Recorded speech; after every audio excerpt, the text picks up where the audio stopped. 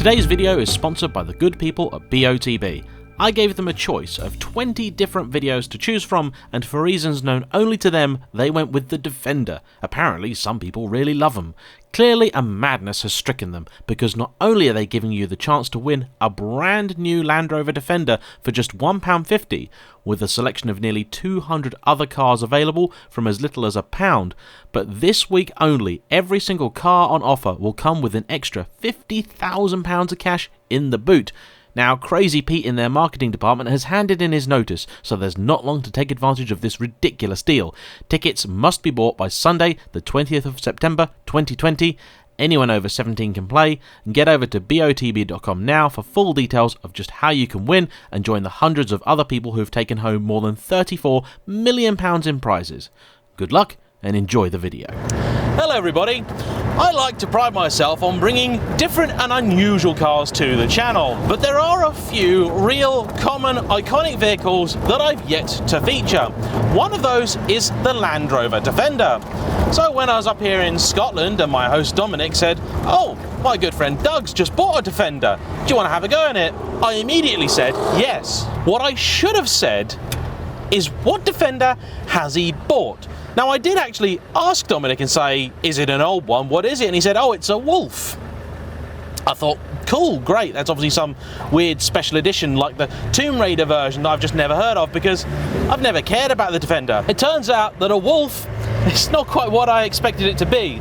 This is an ex-military vehicle. And it's a bit different.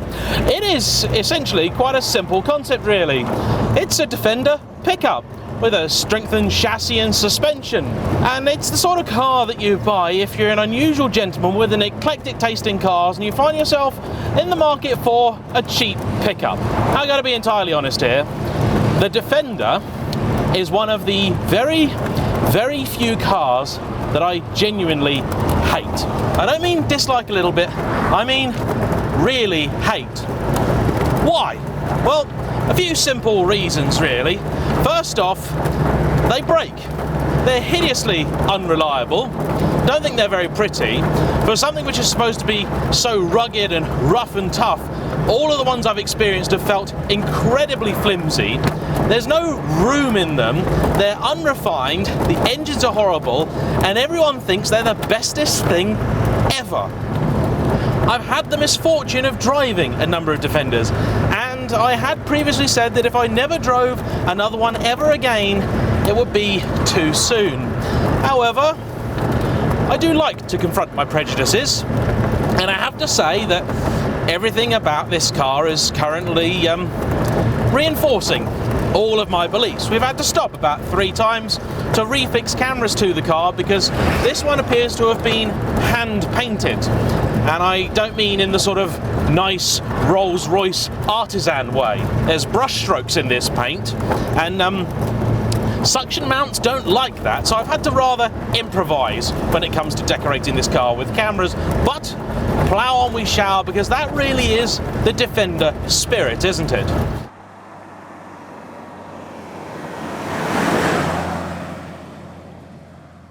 I have to confess that as much as I personally don't like it, in the last few years I have come to, at the very least, get the Defender. You see, what they are is the same sort of car as, I guess, a 911 or an M3 or an MX-5. For a certain kind of person, they are exactly whatever you want them to be. I met a chap who also had the Frog Eye Sprite that you might have seen on the channel, and he had an old Defender, and he absolutely loved it because, you see, he did some pretty big, serious journeys with it. And the fact is, because the Defenders are made in a very old-fashioned and simple way, you can do pretty much anything to them. I've seen Defenders turned into all sorts of unusual things. Fire trucks, rescue trucks, postal vans, anything you can imagine, you can make a Defender into one. Pickup trucks. As a driving experience, it is, of course, pretty awful. The steering is incredibly slow. The gearbox actually is pretty good, to be fair. It's quite nice and direct. The engine in this one is, I'm told, a 300 TDI, which means the square root of nothing to me.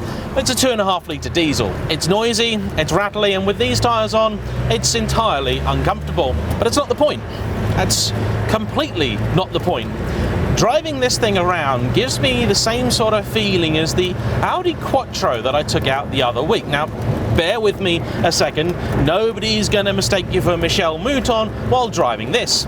In fact, wearing this shirt, they're more likely to think I'm some sort of weird new age hippie off to brew his own special kind of fuel.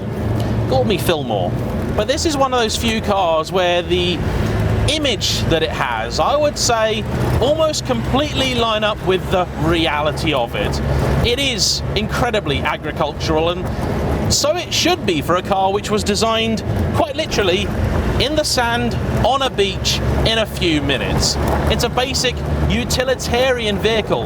It has a job to do. In fact, the Defender has many jobs to do. This one's going to be spending a lot of time ferrying a lawnmower around. Why not?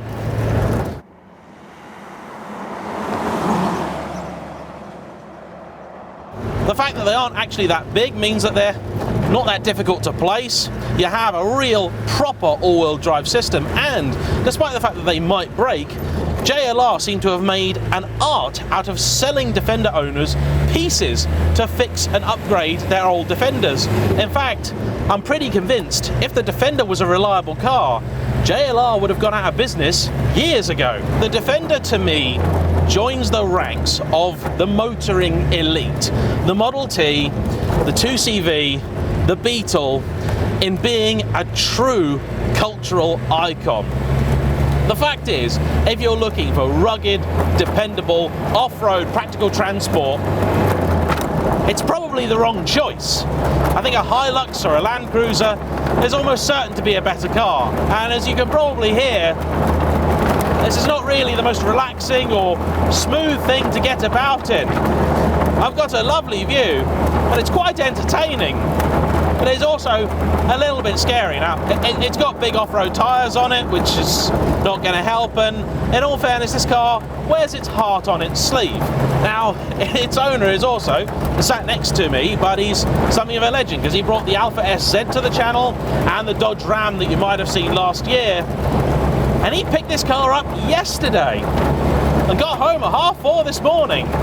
He drove it from the middle of England all the way to Scotland. I mean, I do silly stuff, but that's crazy.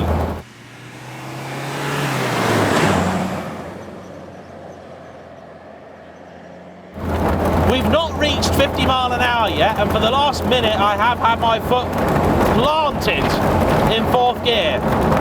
I'm going to give up. I'm just not going to try for it.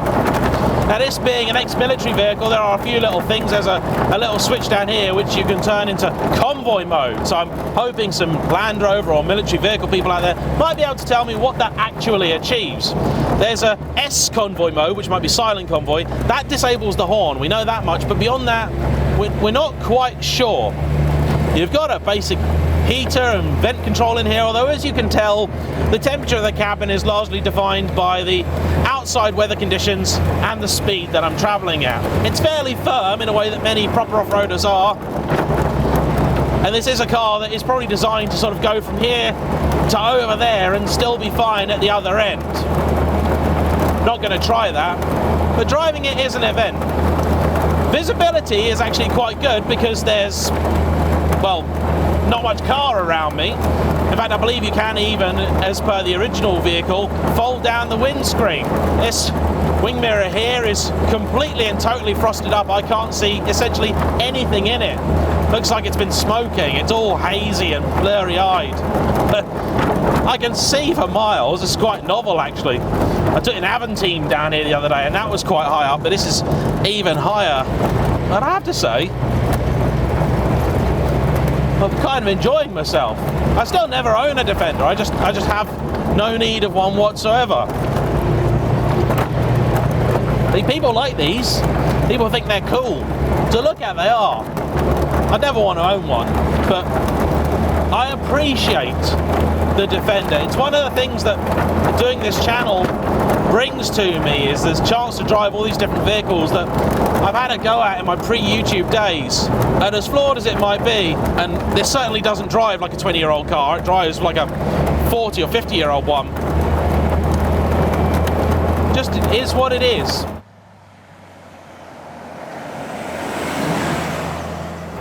Prices of old Defenders are crazy. And if you want to buy one as a lifestyle accessory, as a cut price G-Wagon, you may be in for a shock. However, if you're just looking for some utilitarian and alternative transport that you can make look a bit funky and do some cool things with, you could do worse than a Defender, I suppose. At least it is a real 4x4, which is more than I can say for many little cars that I drive these days that pretend to be a crossover or SUV or something capable when in fact they're just over-enthusiastic hatchbacks. So there we have it.